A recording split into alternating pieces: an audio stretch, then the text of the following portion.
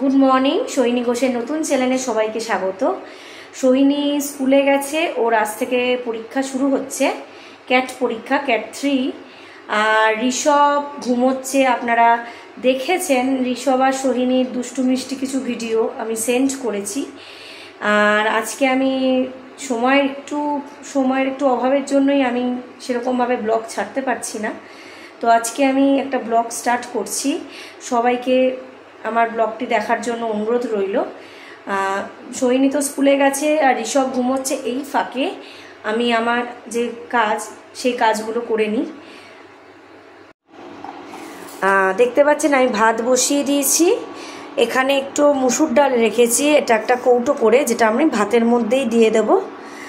আর ভেন্ডি হবে আজকে দুপুরে, ভেন্ডির তরকারি, লাউয়ের তরকারি, তারপর পটলের তরকারি, পটল দিয়ে আলু দিয়ে মাছের ঝোল।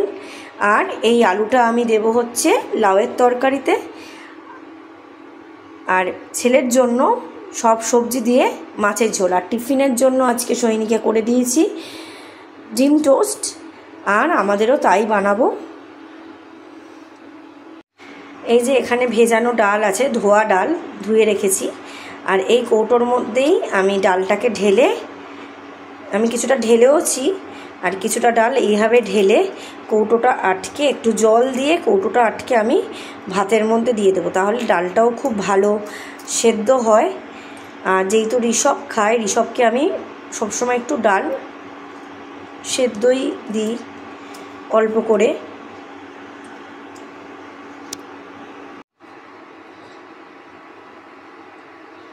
এবারে আমি এই যে ডালটা ঢেলে নিয়েছি দেখতেই পাচ্ছেন।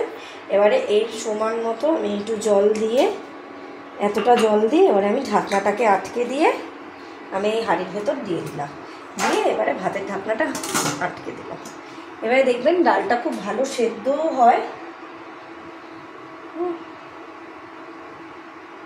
এবারে তাতানের খাবারটা আমি সব সবজিগুলো ভালো করে ধুয়ে এবারে এর মধ্যে দিয়ে দিলাম। অনেকের বাড়িতেই 2 বছরের বা 1.5 বছরের যাদের বাচ্চা আছে, আমার ছেলের যখন 1.5 বছর হয় তখনই আমি আমার ছেলেকে এইভাবে আমি দেখুন মাপ মতো জলও দিয়ে দিয়েছি সেদ্ধর জন্য। এবারে আমি এটাকে সেদ্ধ বসিয়ে দেব। একটা হুইসেল দিয়ে সব সবজিগুলোকে সেদ্ধ করে নেব। আর এই যে এখন আমি তাহলে টিফিনটা বানিয়ে নিচ্ছি। টিফিনের জন্য ব্রেড, আজকের টিফিন হলো ব্রেডগুলোকে ভালো করে সেঁকে নেব।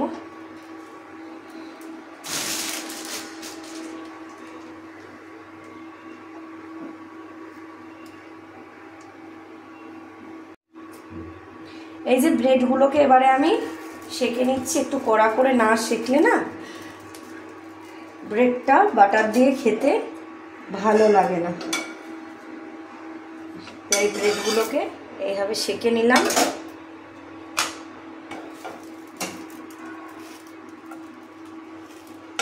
ভালো করে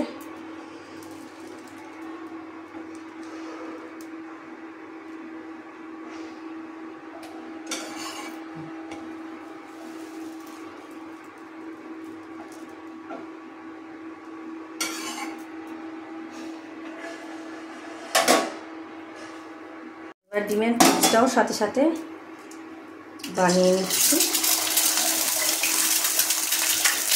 এটাই আজকে সকালে টিফিন আমার। কারণ মেয়ে স্কুলে চলে গেছে আর ছেলেকে আমি সবসময় ভাতই খাওয়াই। সকালবেলাটা আমি ভাতই দিই। ও ভাতটাই বেশি ভালো খায় অন্য কিছু খাবারের থেকে, সেই জন্য। তো ডিমের পোস্টটা একটু টাইম লাগে তৈরি হতে।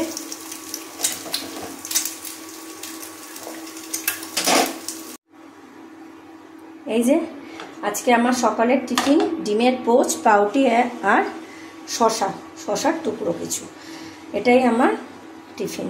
ঠিক আছে, পরে আমি আবার তোমাদেরকে দেখাচ্ছি কিভাবে আমার ছেলের মাছের ঝোলটা করি।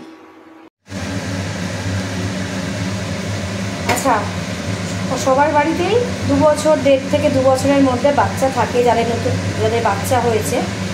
এবার আমি কিভাবে মাছের ঝোলটা করছি, আমার ছেলে কীরকমভাবে মাছের ঝোলটা খায় নুন হলুদটা ভালো করেই মাখিয়ে রাখতে হবে। এবারে এইটুকু পরিমাণ তেলটাকে আমি আগেই গরম করে রেখেছি। হ্যাঁ, রেখে 2 পিস মাছ, এটা আমার ছেলের জ্যান্ত মাছ, অবশ্যই জ্যান্ত মাছ কিনতে হবে 1 কেজির মধ্যে, কারণ এর বেশি ওজনের মাছ হলে বাচ্চার হজম করতে খুব অসুবিধা হয়ে যাবে। তো আমি এই মাছটাকে খুব বেশি কড়া করে ভাজলাম না, কড়া করে ভাজলে না মাছটা না শক্ত হয়ে যাবে, এতে গলে দিলেও মাছটা শক্ত থেকে যাবে। এই জন্য মাছটাকে আমরা 2 পিস মাছ নিয়ে আমরা হালকা করে, মাছটা এখন আমার ভাজছে, ভাজা হোক। আচ্ছা, এই দেখুন আমরা খুব হালকা করে মাছ দুটোকে ভেজে নিয়েছি একদম। এবার এইটুকু তেলেই আমি সামান্য একটু কালো জিরে, এইটুকু কালো জিরেটাকে আমরা দিয়ে ভেজে নেব হালকা। আর গ্যাসের আঁচটা একদম কমানো থাকবে, কারণ পুড়ে যাবে, না হলে কালো জিরেটা না পুড়ে যাবে। এবারে আমরা কি করব, এই যে সবজির বাটির এই ঝোল শুদ্ধটা আমি এর মধ্যে ঢেলে দেবো। আমি কুমড়োটাকে বড়ই রাখি, কারণ কুমড়োটা না ছোট হয়ে গেলে গলে যায়, কুমড়ো তো জানেনি আপনারা, সেই জন্য কুমড়োর টুকরোটা আমি এরকম বড় সাইজই রাখি।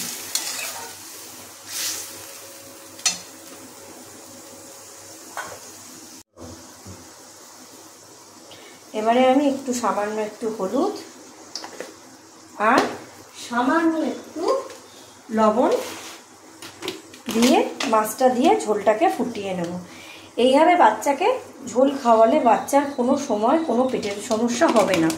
হ্যাঁ, বাচ্চা যদি অন্য কোনো কিছু খেয়ে নেয় সেটা আলাদা, মানে অন্য কোনো ধরুন খাবার যদি খেয়ে নেয় বা সেটা আলাদা, কিন্তু বাচ্চাকে খাওয়ানোর জন্য বাচ্চার মাছের ঝোল এরকমভাবে, শুধু মাছের ঝোল না, আপনি যদি শুধু ধরুন কোনো দিন মাছ দিলেন না, তো এরকমভাবেই আপনি ঝোলটা করে নেবেন। এবার আমি মাছ দুটোকে ঝোলের মধ্যে দিয়ে মাছটাকে আমি এবারে ফুটিয়ে নেব।